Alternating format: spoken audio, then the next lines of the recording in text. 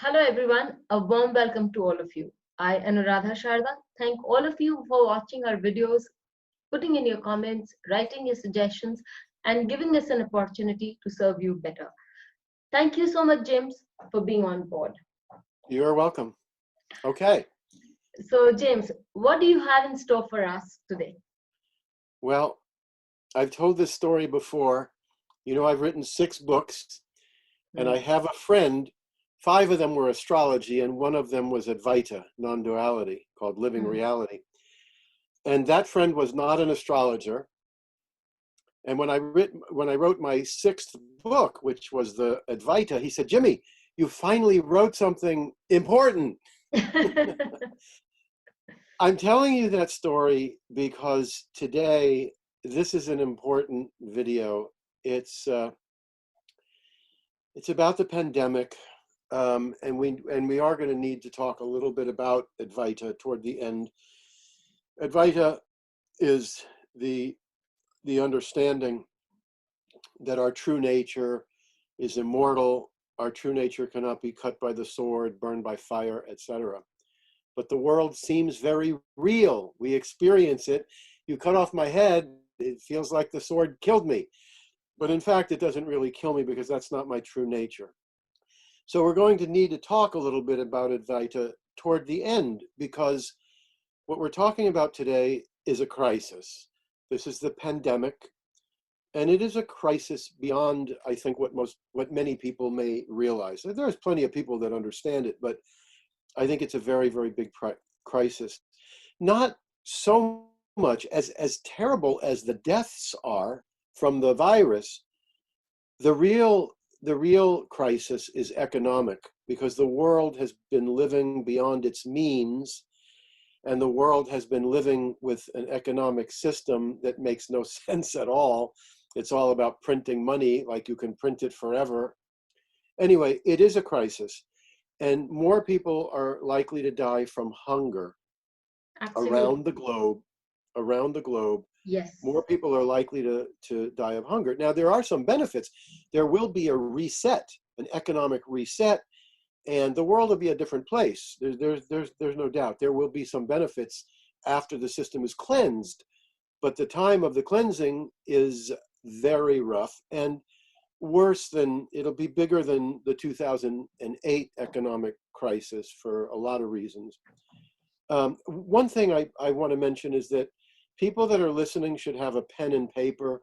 I may not get to it right away, but I'm going to be giving the names of some books that you might want to read and some numbers that you may need, okay?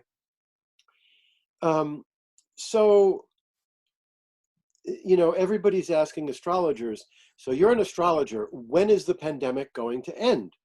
And I always joke, this is the simplest question in the world. Just go to the people that predicted the pandemic ahead of time. They'll tell you when it will end. Nobody predicted the pandemic. Why? Why? So mundane astrology is not something that I ever studied with any teacher. I was fascinated by it because I heard certain things had been predicted through mundane astrology. However, when I listened to people that made predictions, especially at astrological conferences, their predictive record was terrible. I mean, not even 50-50. If you took all their predictions, more than half of them failed. And so after a while, and they would, we're not talking about, I predict 2020 is going to be a bad year. Who needs that kind of prediction? First of all, when they predict that, go back and look at how many other bad years they predicted, right? We're looking for the specifics. I predict a pandemic with a virus that hits the whole world. Nobody predicted that. And if somebody had predicted that, if somebody could predict like that, they would be world famous. Now, also, if you think that there are people making good mundane predictions, just bear in mind, every time they get one right, they plaster it all over, and they don't tell you all, like they say, I predict the economy is going to collapse in 2020. What they're not telling you is, I predicted it would collapse in 2017, 2015, 2030. They don't tell you that. So the predictions are bad. Why? Why are the predictions difficult? It's because we're only dealing with half of the information. A horoscope is planetary energies and what they're doing with each other, and it's the houses. It's the houses. Now, if you have the birth time of Turkey or Greece, and it's a proper birth time, if you know exactly when that came of age, I say has to be a good birth time, because the United States does not have a good birth time. There's 10 different charts people use. Exactly. I was trying to find out the chart of United States and I could not find a proper No, you chart. cannot. You cannot. You can find 10 different ones. Everybody argues theirs is the right one. But there are countries where we do have a good birth time, and you can make predictions because you can draw the horoscope of the country, and then you have the houses of the country. So if there's a crisis and it occurs in the 6th house, that could be the health of the country, the people's health. If it occurs in the 2nd house, that could be the finances. We have no birth date for the world. We have the planets, but we have no birth date. Right. Okay? So try going to a lawyer who says, listen, I learned 50% of what I'm supposed to know, and I'll take your case. Try going to a surgeon and saying, I want to have my liver operated. He says, well, I only learned half, but I'll do a good job anyway. It doesn't work. That's the reason that the mundane astrology is so bad. That being said, in my own 40 years, I have noticed that there are certain planetary energies that even though we don't have houses, they can predict some things. So I'm going to give you some examples. Now, most of these are from the tropical system, the Western system, which is a different zodiac. It's 23 degrees, 24 degrees ahead of the sidereal or Hindu. So Pluto, which they've downgraded from a planet to something else, has more intense energies than all the other planets. It was discovered later. It's very intense. If you look in the tropical ephemeris, you will see these particular things. When Pluto went into Leo, was around 1939, and with these planets going into signs, they will not necessarily be right on the month. The effects could be a little bit off because planets going into signs is not actually that exact, because they're stars, they're clusters of stars. Anyway, when Pluto went into Leo, the sign of entertainment in the tropical zodiac, if you look in Wikipedia, it will say the greatest year in movies was 1939. You had The Wizard of Oz, Gone with the Wind, color came into the movies, and Wuthering Heights. It was just the greatest year of films because Pluto went in there. That was an effect that I think we can safely say makes sense. When Pluto went into Sagittarius, within 6 months or 8 months, Sagittarius is the sign of the law. In the United States, the O.J. Simpson court case occurred. Now, it's a big court case, but that's not the point. The point is everybody in the country was glued to their television set. You could say that everybody in the United States was in the courtroom for a year. They're in the courtroom for a year because every day they would show you the courtroom. That was Pluto in Sagittarius. In 2017, Uranus in the tropical system went into Taurus, which is the sign of money. And I was actually expecting that we would have a gold system because I'm a gold silver person. I don't like paper money. I never have. I like gold and silver. But instead, Taurus. You definitely would like gold and silver. Yes. So when Uranus went into Taurus, nothing happened to gold. Bitcoin went from 5,000 to 20,000 and then collapsed, which is what Uranus does. Uranus is volatile, ups, downs, big ups and downs. That makes sense astrologically. Another one is that the United States presidents that are elected every 20 years on the 0 year, 1860, Abraham Lincoln, 1960, Kennedy, FDR, 1940, when they're elected on every 20 years on the 0 year is a Jupiter-Saturn conjunction. When the Jupiter-Saturn conjunction occurs in an Earth sign, now we're talking in the tropical system, not the sidereal. So if Jupiter and Saturn are conjunct when they're elected in November of the end of the year, if they're elected and Jupiter and Saturn is in Taurus, Virgo, Capricorn. When they're in earth signs, the presidents die in office. So this is astrological. When Ronald Reagan was elected in 1980, Jupiter and Saturn, I think they were in Libra. I'm not sure. I think it was Libra, but it was definitely an air sign in the tropical system. He lost his mind. In office, he started losing his mind in office. There's records of that, even though the public didn't know it. There are records of that from Howard Baker, who was called in to see if the president was okay. Anyway, so there are things that we can predict from certain planetary energies without the houses. Now, around the year 1999 or somewhere around, wait, no, this was more 94. I can't remember the exact date anymore. This is a book I wrote called How to Predict Your Future. Okay? How to Predict Your Future. It's called Secrets of Eastern and Western Astrology. The original title was How to Predict Your Future, Transits of the West, Dashas of the East. The distributors hated the title. I had to change it. Now in that book, I used planetary transits. I used Western astrology from 1978 to 1983, 4, until I got to India. I was in India 82 and 84, but I learned Western astrology. When I was writing the book, this was years later, a decade later. So when I was writing on the planets transiting the houses, Jupiter transiting the houses, Saturn transiting the houses, I suddenly said, oh my God, I've got a big problem here. What do I use when the planet goes into the 10th house in the Western chart or in the Hindu chart? So I began to do some studies, and I was shocked. I was truly shocked by what I found. I found that because the charts are different. And so what I found was that when a planet went into a house in the Western chart, say it was Uranus in the 10th house, okay, so that would make career changes, and I would see that in the Western chart. But then I would look for what happened, and the person would have changes, a change of career, suddenly they would do what they want to do, very independent. Then I would see what happened 6 months later or some years later when the planet entered in the Hindu sidereal. And I was shocked because it would work both times.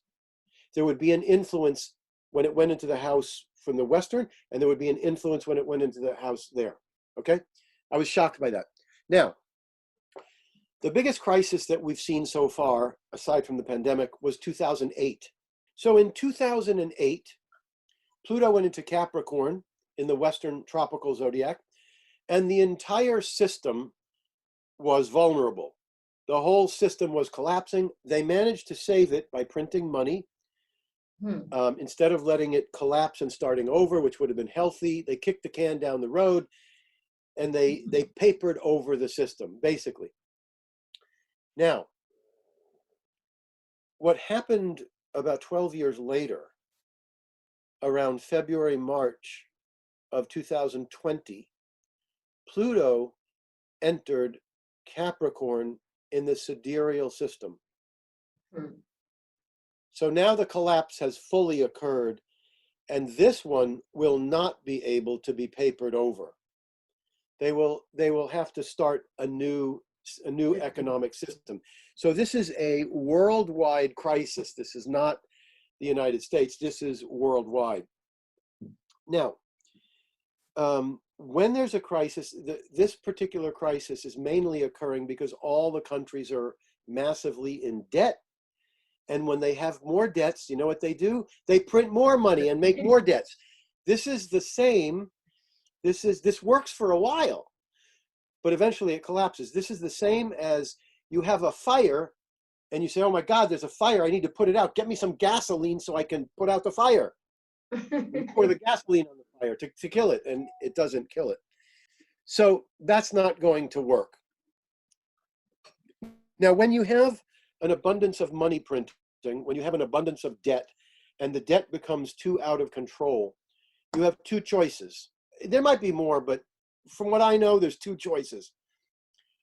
One is you default. The United States says to, now I'm speaking United States, not because I'm an American, but because the United States has the reserve dollar. We control the system. So the United States can either say to Japan and China, they buy our bonds, they have millions and millions in bonds. We could say, sorry, we went bankrupt. And then they don't get their money. That's one way of doing it. That's called a default. They won't do that. They won't do that. They'll lose face. They won't do it. They should do it, because if they did it, if you have a default, basically everybody loses. When I say everybody, I mean everybody. The corporations lose. Everything collapses. Within 3 years, historically, within 2 or 3 years, the system begins over again and gets going. Now, of course, if you were rich before, you're not going to be rich in 3 years, but the system gets on its feet and the world is saved. Okay. And they used to do this with the Jubilee in the Bible. They used to do it every 50 years. I think it was 50 years. They would wipe out all debts, because they had seen what happened, that every 50, 60 years there'd be a collapse because of debts. So they said every 50 years we have a Jubilee, nobody owes anybody anything. And about 10 years, about 40 years in, people stopped loaning money because they knew that in 10 years they'd be wiped out. The other possibility is to inflate. So in the Depression, you inflate the money. You make them, so we owe, they say that the United States debt is 25 trillion. But if you go online, people that know better, they say it's really more like 73 trillion. Either way, that's a lot of money. So one way to get rid of a lot of that debt is to make 73 trillion not a big amount, or 25 trillion not a big amount. How do you do that? You raise the price of gold. So this is what Roosevelt did in 1933. We had a depression. There were huge debts. He said, how am I going to get rid of these debts? So he had everybody turn in their gold. He made a law, you can't own gold. Bring us your gold. Here's $20. Everybody was happy. Okay, here's the gold. Here's the $20. Then he, overnight, about 6, 8 months later, overnight, he said, you know what? From now on, gold is now not $20 an ounce, but $35 an ounce. So everybody that turned in their gold now had 40% less money. But the world was, the country was better off because the debts weren't so big. So that's what's likely to happen, is a form of inflating or raising the gold price. Now, you should understand why gold is important. When I say gold, I also mean gold and silver. Metals, this is called the Exeter Pyramid. And the Exeter Pyramid shows you the currencies and what will be most valuable. At the top is derivatives. Derivatives is a fancy name for gambling. And that's what brought the system down in 2008, is all the gambling. Warren Buffett called derivatives weapons of economic mass destruction. At the very bottom, you have two things. You have paper dollars, money, and then you have gold. Right. So when there's a collapse, the last two that are standing are cash and gold. And eventually the cash goes. That goes under too, because it's paper. So during the crisis, until the reset occurs, you need, if you want safety, you own 50% gold, silver, but it has to be in your hands. It can't be a piece of paper that says this guy's holding gold and silver for me. That's no good. That's why it's Exeter's Pyramid. It doesn't say paper gold. It says gold. You got to have it in your own hands, or silver and cash. Eventually the cash will be worth less. That's what will happen. So, but even though cash will eventually be worth less, during the crisis, you need to own both. Because during the crisis, people are out of work, and then dollars become more valuable. Not only that, the United States is committed to keeping that dollar alive. So there's very strong reasons to own both. Now, why is gold the last one standing? It's because you can't print it. It's very hard to get a hold of it. And in the United States Constitution, The framers, they started in 1770s or whatever. They looked around and they saw what had happened in the past. Whenever the governments were able to print money, eventually the money became worthless. Now, here's the thing about money becoming worthless. Economics is worse than astrology. You think there's a lot of opinions in astrology. There's more in the economic field. It's very, very rough. It is. Some people are saying gold is going to go to the moon. Some are saying cash is going to go to the moon. In the end, gold will be the last one standing. But in the Constitution, it actually says, and you have to go and read it, don't take my word for it, the only legal tender is gold and silver. It doesn't say paper dollars backed by gold and silver. It says gold and silver. When I was a kid in the 50s, the dollar bills and $10 bills, they used to say on the top, payable to the bearer in demand $1 in silver by the US Mint. When I was 5, my brothers were 8 and 11. They took $1, they mailed it to the US Mint, and they could have sent a silver dollar. But we had silver dollars back then that were silver, but they didn't because we had given them one paper dollar. And the correct amount was, I don't know, 1/8 of an ounce or whatever the heck it was. They sent us a little paper, a little plastic bag with silver filings in it. It was true. It was a gold-backed system. So gold is what you want to own. Now, as far as the printing goes, a few things to understand. It must have been a very strong memory for you to still remember it that happened 5 years ago, for your brothers to get that small packet of silver with you. When I saw that, I understood at a very young age. One was a piece of paper. You could print it. The other was metal. You couldn't print it. You had to go get it. So I understood that. Anyway, something to understand about when eventually the dollar will collapse or they'll revalue it overnight. Like when these revaluations occur in South America and these other countries, it happens overnight. There's a quote in one of Hemingway's books where he says, how did you go bankrupt? I think it's called The Sun Always Sets or something like that. He said, how do you go bankrupt? And he said, gradually, and then suddenly. That's the way it works. So the people were living in South America. They may have seen odd things going on with their currencies. And then one day they woke up the next morning and their peso had been cut in half. So if they had 1 million pesos in the bank, it now bought 500,000 worth of pesos value-wise. It happens overnight. Okay. And something to also understand is that if you have money in banks, even right now, when people go to the bank and they say, I want $5,000, my friend just did a week ago, they said, we'll give you 2, come back a few days later. You have to warn them in advance that you're coming to take out money. Because when you deposit money in a bank, if all the depositors deposit $10 million, the bank loans out $100 million. That's how it works. So your money's not really in the bank, but they'll get it for you. You know, they'll take it from somebody else that's leaving their money in. So in any case, first of all, they say how great our system has been doing since 2008. It's not. Our system usually grows at 3% growth. It's been growing at 2%. And if you think that 1% means nothing, it means trillions. That 1% means trillions.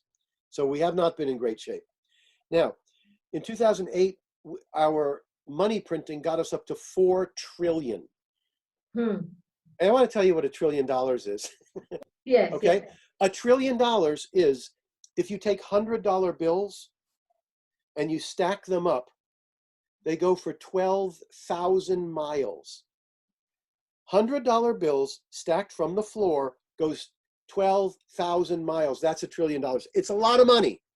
So when they printed $4 trillion, when they got us up to $4 trillion after 2008, they were worried. So they were trying to get it down. They got it down to 3.5 trillion, and they couldn't do anymore. They were tightening, and they said, we're tightening, and now the system's getting bad. Loosen. So they loosened because they couldn't get rid of the 4 trillion. They just recently printed 2 trillion on top of the 4. Okay? They print another 4. It's already off the charts outrageous, but that's not the worst part. They need more than 2 trillion. So what they did was the US Treasury gave the Federal Reserve Bank for $400 billion. And the Federal Reserve is a bank. So you give them 400 billion, they can loan out 4 trillion. So we've just injected 6 trillion into the economy. If you think that this is going to work, think again. This is Pluto and Capricorn. This is the end of that. Now, in the other cultures where overnight the currencies would collapse and then things would get very bad, they'd have hyperinflation, they would ask people, what do you wish you had done differently? They said, I wish I had more jewelry. Whatever jewelry, the gold earrings I had and the silver necklaces, that's what I was using. I wish I had more. So that's the gold and silver. We Indians are good at it. Yeah, the Indians are very, very smart. They're very, very smart about that. Now, here's something that you need to know about your money in the bank, okay? So the money in the bank is insured in this country for $200,000. After that, it's not insured. However, if everybody runs to get their money, that insurance is useless. It doesn't work. But far more importantly than this, in the 2008 crisis, it got very, very bad for Italy and Greece and Portugal. Greece in 2016 was in such trouble that they did what's called a bail-in, not a bailout, a bail-in. A bail-in was, they said, our country is going to collapse. What are we going to do? Let's see if we can steal the money from the public. So what they did was, anybody, and you can look at that, you can Google you can Google the Cyprus bail-in 2013, and there's a lot of articles. So anybody who had 100,000 euro, more than 100,000 euros, anything that they had more than 100,000 euros in the bank, they lost 47% of that money. 47% was gone. The important part, who cares about Cyprus? That's not important to me or you, right? Right. But Other governments. the governments, they said, hey, this is interesting. Let's see what happens. Nothing happened. There were, if you look in Wikipedia, there were some protests. Nobody died. No politicians got killed. No bankers got killed. There was some protest. There wasn't rioting in the street. It worked. What do you think is going to happen if there's a crisis in your country? It'll be a similar thing. Now, they'll do it differently. They'll hide it. The way they will hide it is they'll say, hey, you know the $1 million that you have? We're going to give you $500,000 of an American bond or something like that you really won't want, but you will get. We will be loaded with junk for our money. Yeah. Another thing to understand regards in terms of gold and silver, you want to understand that there's always 3 phases to every bull market. There is the phase where the gamblers get in. This was when gold went from 200 to 800-900. Money managers couldn't buy gold for their clients. It wasn't safe. But they saw it went from 200 to 900 and it didn't collapse. That's phase 1. After some years, they said it's safe. So that's phase 2. The money people get in and it's safe, and gold goes from 900 to 1900. Then gold collapses again. Phase 3 is when everybody runs. Now, this is not just gold. This is, if you have a real estate bull market, phase 1, phase 2, phase 3. A bull market in hogs or corn or wheat, it's the same thing. You have 3 phases.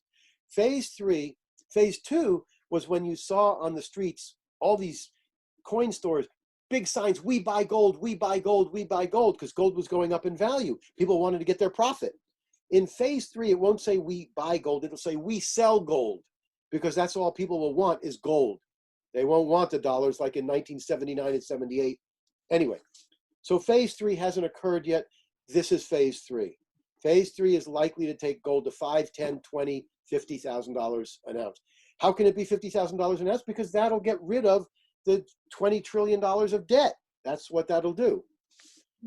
Now, the United States is said to have 8,000 tons of gold, more than any other country in the world. The problem is it hasn't been audited since the late 50s or early 60s. And Ron Paul, not Rand Paul, but Ron Paul has put a bill in Congress for 20 years saying, let's audit the gold. Let's see if it's still there. No, sorry, no, sorry, no, sorry. And in the 1990s, I know this because I was a gold investor. In the 1990s, the central banks were tired of sitting on all this gold. They said, we don't get anything out of it. Hey, I have a brilliant idea. Let's loan out the gold to the mining companies. Here, take 1,000 tons of gold, give us an IOU, and give us interest every year. And then if we want it back, we'll ask you for it back. So this was happening in the 90s. So it's a big question as to whether the US even has that gold. China, so up until 2008, the central banks were selling gold. They were net sellers from 1990, 95, 2000.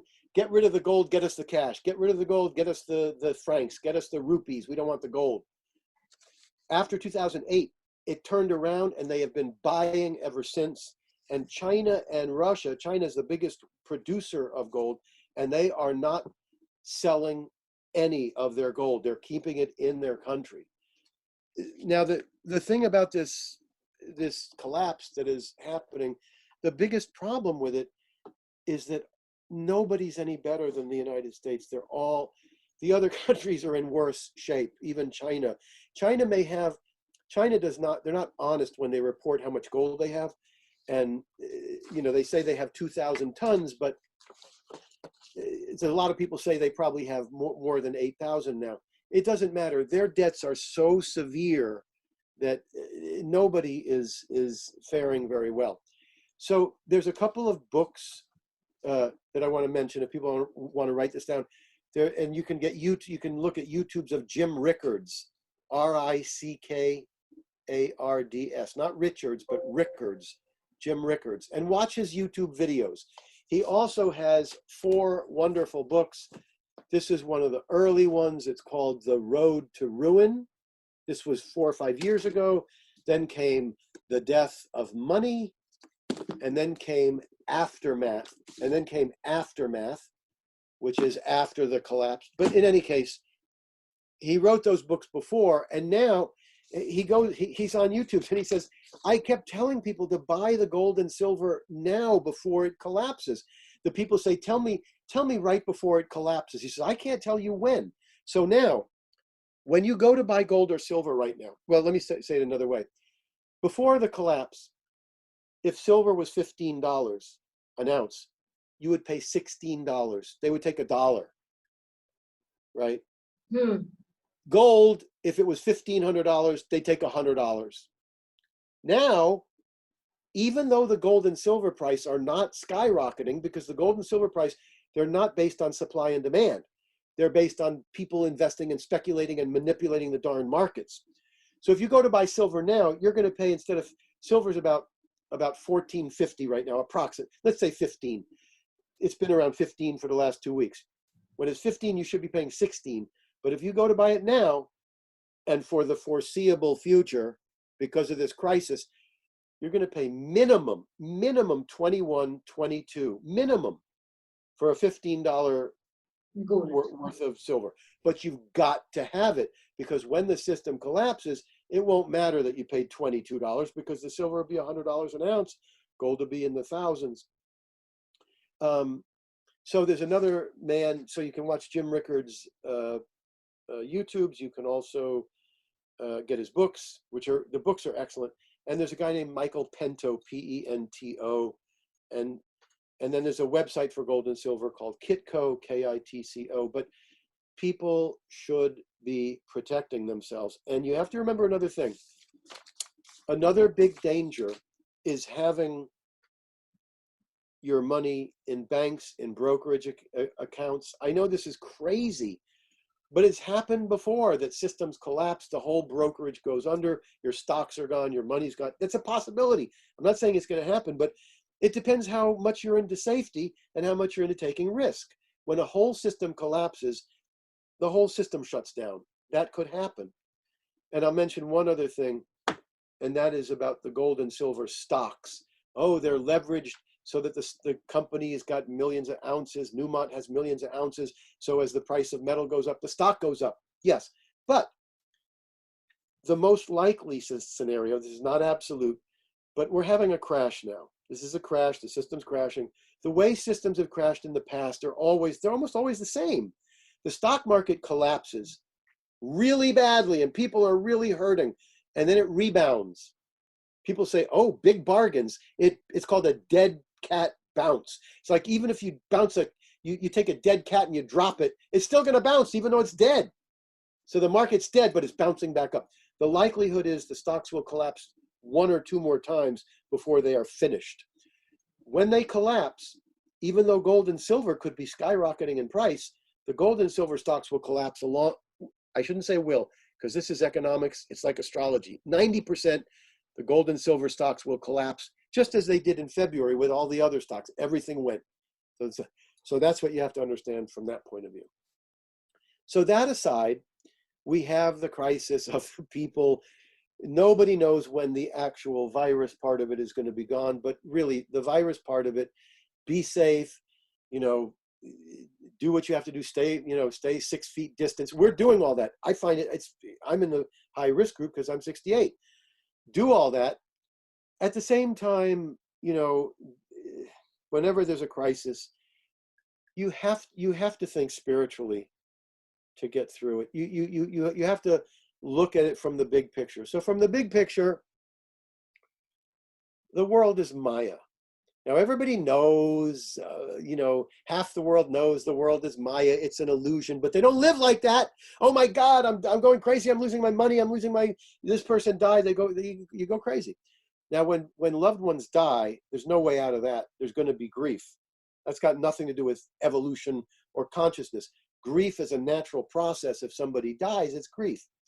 But as far as the fears and as far as the looking at the people dying and all that stuff, you have to think of it spiritually. So I'm going to tell you, I was on the spiritual path. I started meditating at 20, and I did everything you could do. I became a TM teacher. I went to courses and meditated 6 hours a day for months at a time for years. And I got much better. I lost a lot of neurotic tendencies. I was a lot happier. I was a lot calmer. Life was way, way better. But the essential problem had not budged. The essential problem being the sense of separation from the source. I still felt separate. I felt like I've got to get enlightened so I can stop feeling separate, like that. So I was very, very fortunate. This is written in my book, Living Reality. I started reading this book, What's Wrong with Right Now Unless You Think About It, by Sailor Bob Adamson, who studied with Nisargadatta Maharaj. Sailor Bob went to Bombay. He was with Muktananda. One day he went into a bookstore and the guy said, you need to go see Nisargadatta. You need to go see him. He goes to see Nisargadatta and his whole world changes.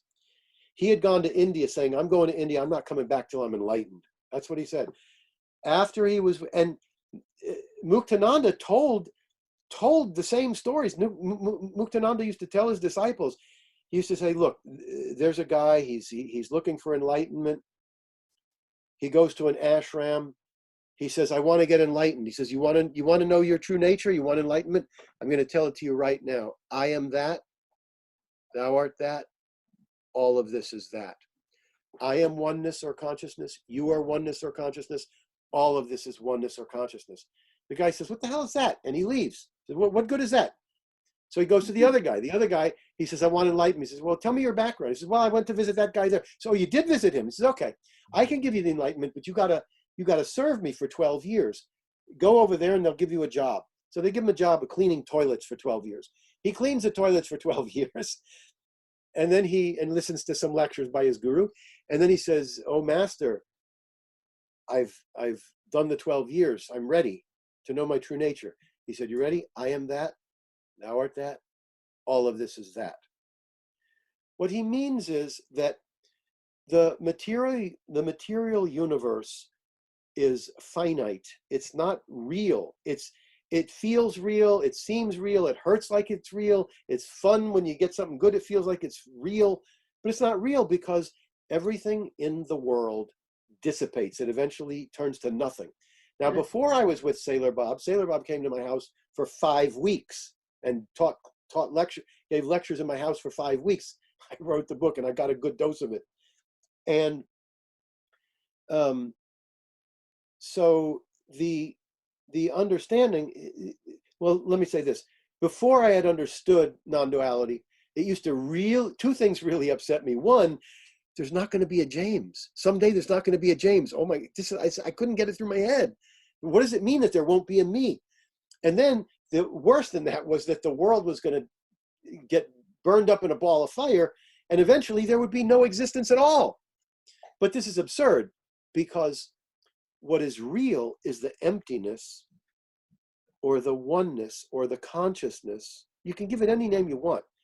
This oneness or consciousness is what the world shows up in. The world couldn't show up without the oneness creating the dream. Okay? So when they use the word Advaita, they mean, they're not saying oneness. They're not saying everything is oneness. Because if they say everything is oneness, then your brain's going to go, wow, everything's oneness. Hey, then what about two-ness and three-ness? So they say, not two. Advaita means not two. There is no two. There's an appearance of two. This is two, the can. This is three, the pencil. And you have millions of these things, but they're all an illusion. They're all a dream. So it doesn't particularly help just to have the intellectual understanding of that. You have to be able to have some experience of it. You have to be able to have a sense of it such that the understanding becomes a conviction. Such as when you tell a child, you know the Santa Claus you've been praying to for good gifts, he doesn't exist. Here, look, there's a Santa, it's fake. Never again does the kid think Santa's real. When the kid goes to the ocean, you have a nice, beautiful ocean in back of you. So it looks blue, but you take the child and you say, look, you see the water? It's not really blue. That's the reflection of the sky. You take the jar of water and you say, see, it's not blue. And they go, oh my God, it's not blue. Forever and ever, the kid knows it's not blue, but it looks blue.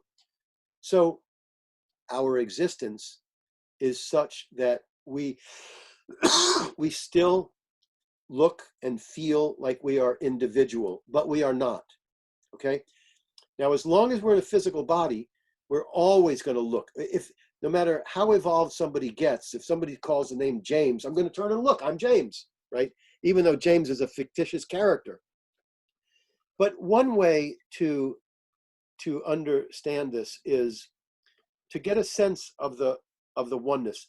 The age-old question, they say, is who am I? But when Ramana Maharshi said it, it was actually, who is this me? Who is this me? So you want to search. That's the ultimate question. Who is this me? Because once you understand who is this me, you're also going to know who is this world. Okay? But you have to start with yourself. That's the only thing you can control. So if you go looking for who is this me, and the me I want to find is not the 5'7" me that weighs this amount of pounds and likes vanilla and not chocolate. I want to find the me that cannot be cut by the sword, burned by fire, drowned by water, blown by wind. I want to find that me. So I close my eyes and I look to find the me. What do I find? I go searching. I find a physical body. I know the physical body's not the one that is eternal. It comes and goes. You want to kill it, you take a sword, you kill it. Then I'm looking for who is this me? I find a bunch of thoughts. I'm wondering, who is this me? Who's saying, who is this me? And I'm thinking, how am I going to... So I say, oh, that's me, that's the James. No, because you can kill those thoughts. You want to kill those thoughts? Take a sword and cut off the head. The thoughts are gone. They stop. They come and go. They're not real either. Then I find another thing if I'm looking for who is this me. Feelings. Ooh, I feel kind of warm. I feel kind of good because I made some money. I feel bad. I had a bad client. You have feelings, okay? So maybe the feelings are me. But wait a minute. Burn up the body in a fire. There's no more feelings. They come and go. They come and go. There's something else that is there 24/7. Close your eyes. The body, the mind, the body, the thoughts, the feelings, and then, oh, there's an emptiness or a nothingness. What is that? It never got created. It never started. It never dies. It's just there all the time. So the emptiness or the nothingness or the oneness, the consciousness is here eternal. It's never born. It never dies. It just is. That's the not two-ness. And then it's there, it's there, it's there. And then a little baby James is born. And the little baby James has 70 or 80 years, and it has the thoughts, the feelings, and the body.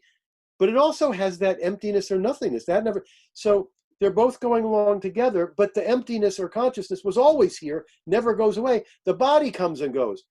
What that means is, since when I close my eyes, it's part of me like a fish in water. Like a fish in water, it's there. That must be the true me. That is the true me. So when that is understood, then you can see the world for what it is and not go too crazy. It doesn't mean you won't suffer.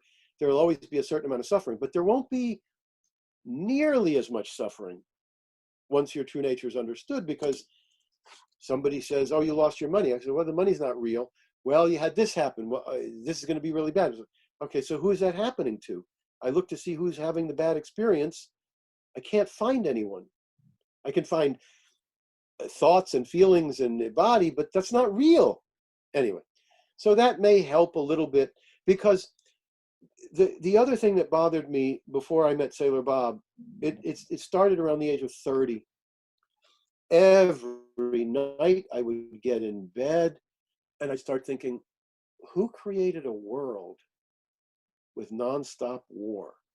Who created a world where torture is even possible? Whoever created this could easily have said, you know, if somebody starts getting hurt too much, they just press a button and the pain stops. No, whatever created this created a lot of suffering. Why? What? More than 100 million people were killed in wars in the 20th century. Yeah. Now, if those people were real, this would be one hell of a problem. But they're not. What is happening is, even though it feels real, what is happening is that 100 million movie characters are getting killed. And that's what's happening. And that's going to go on in Kali Yuga until Kali Yuga is over. So that's how I see it. So when is the pandemic going to be over?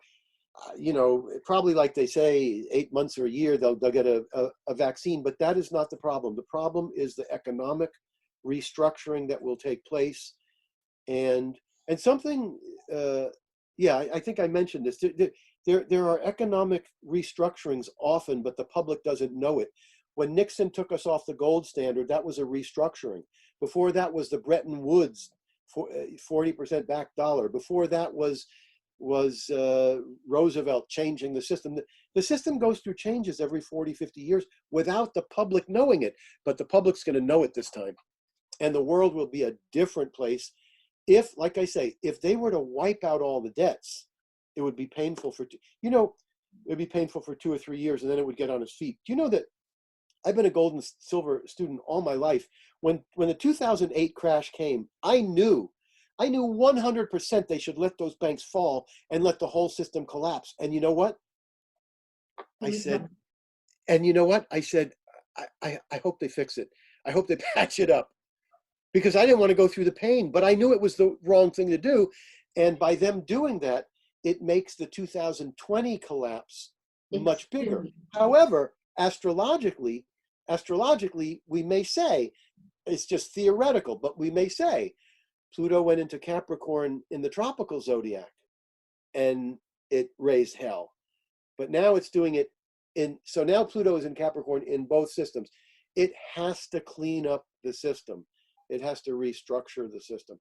So you want to save money, you want to, do everything you can do. And now that's my advice. Now, these are just my opinions.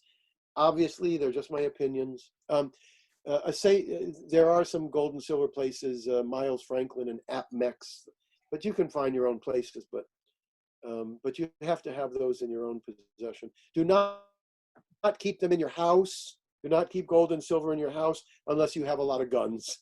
Find a place, not a bank, but find a place to store it other than your house if possible. Thank you so much, James.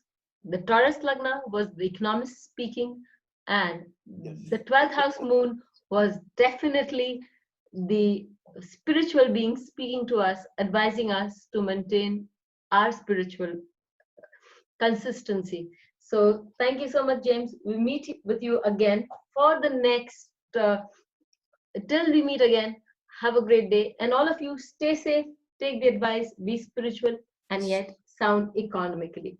Thank you so much. Stay safe. Stay safe.